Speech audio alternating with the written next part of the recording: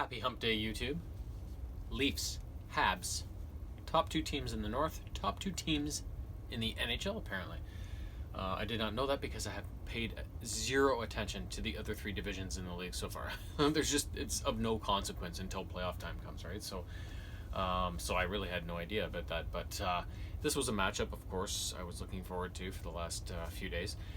And this game was not a mirror image of the Vancouver game that we saw on Monday night, but it was very close. A lot of similarities in the fact that the Leafs kind of didn't have their A game, especially in the first period. They got things going a little sooner than they did in the Vancouver game, but Montreal definitely did have the edge early on, especially over the course of the first period.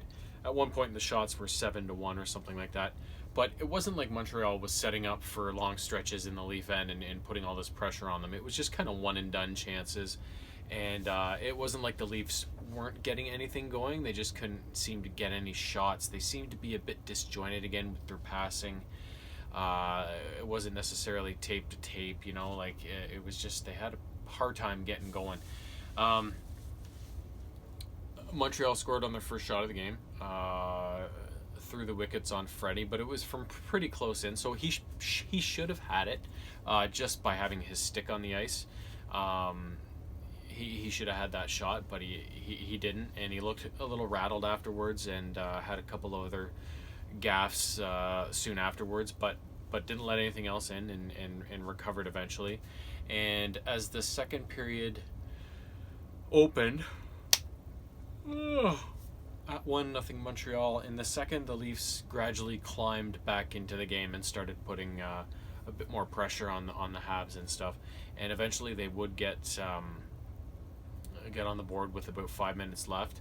And it was an unlikely person that did it too. It was a beautiful shot, but the Leafs had been hounding the Habs in their own zone for over a minute, I think it was, and it was just kind of desperation. They weren't really controlling the puck in the zone. They were just kind of chasing it down, and it would be on the stick of a Montreal player, and the Leafs would somebody would find a way to poke it off of them and grab the puck, and then they did that a number of times in a row. They just they were just surviving in the Montreal zone, and eventually they would finally gain control of the puck after stripping Montreal like 3 times in a row.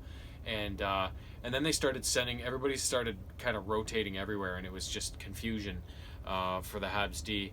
And it eventually came to Dermott just inside the left point, and he just walked in a little bit and then just wired a snapshot home high over Price's blocker and caught everybody kind of by surprise with that shot. So, and that was his first of the year, and it was his first game in a few because he was injured there. So that was good to see him get on the board and get his first of the season and get rolling, hopefully. That's the way the second would end, at 1-1. As we headed into the third, the Leafs did the same thing. They scored 2 quick goals in succession that kind of iced the game. They weren't quite as quick as they were against Vancouver in 11 seconds or whatever it was. I think it was more like 42 seconds apart or something like that.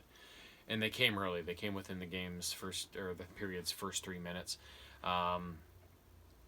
The first one was it Mikheyev's the first one?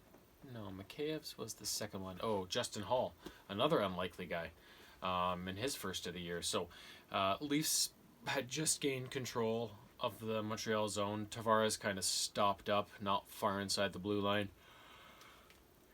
Oh, so tired. I was just having a nap before I came down here to do this. Having a nap at 10 o'clock at night, right?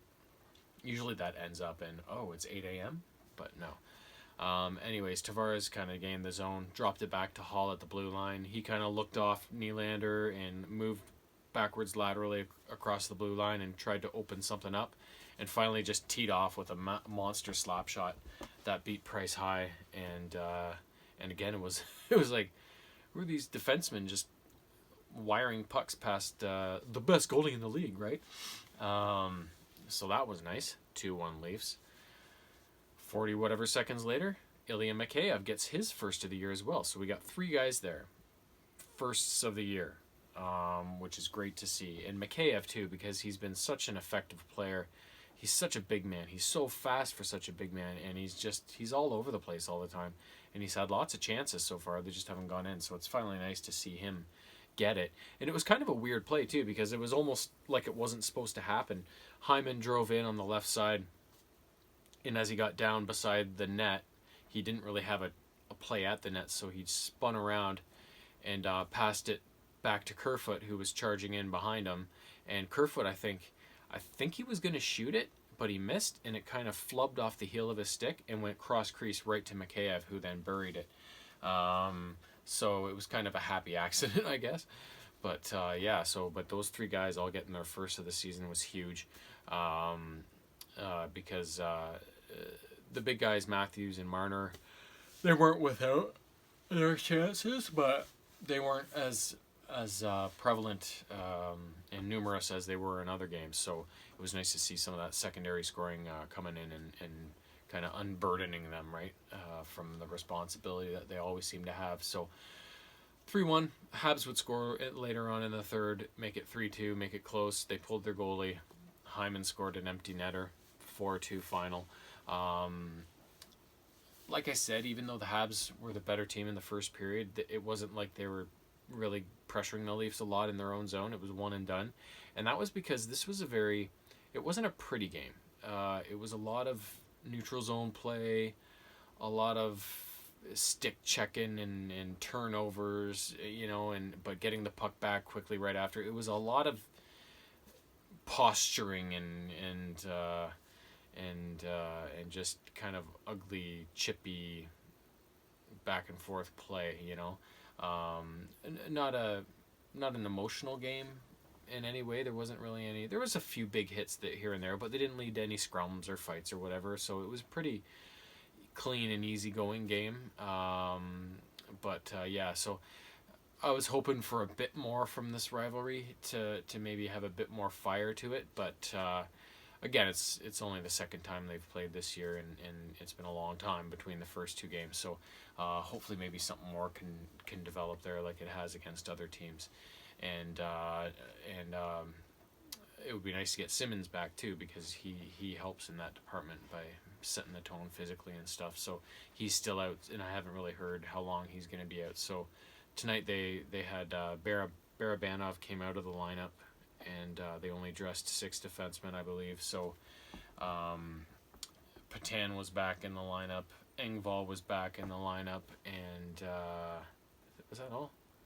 Yeah, so they've been shifting things around a little bit based on kind of their injuries and who they think deserves a chance and stuff like that. So, but overall, again, they show that, a bad start and an early deficit, although you don't want to play that way all the time and always be chasing games, they're able to come back and beat these guys and not let that really kind of sag, ruin their game and affect the rest of the game, sort of thing. So with those 2 points, they are by far now the best team in the league, 5 points up on Montreal. So 11-2-1, I believe their record is. So I've been saying they seem to be learning, and this may be the year where they've kind of turned that corner and have learned the lessons they need to learn to gain more consistency to their game, and hopefully maybe get out of that first round of the playoffs when they eventually show up. So exciting times. Not necessarily an exciting game, but exciting times. 2 more points, I'll take it, and we will see what happens next game. I don't think they play Montreal again. I think this is just a one-off game. Maybe I'm wrong on that, but I can't remember. But either way, I'll be watching the next game, and I will be back for more commentary. Not that anybody watches it, but hey, you gotta have a hobby, right? So see you later.